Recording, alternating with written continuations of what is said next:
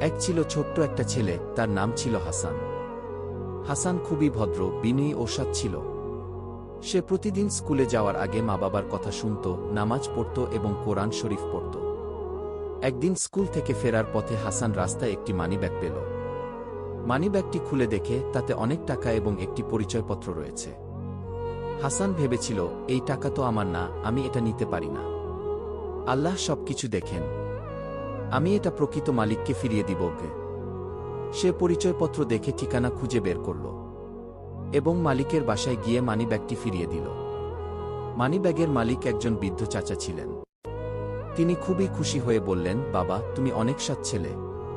আজকাল এমন ছেলে খুব কম দেখা যায়। আল্লাহ তোমাকে রহমত দান করুন। হাসান মাথা নিচু করে বলল, আম্মু বলেন, হারানো জিনিস ফেরত দিলে আল্লাহ খুশি হন। আমি শুধু তাই করেছি।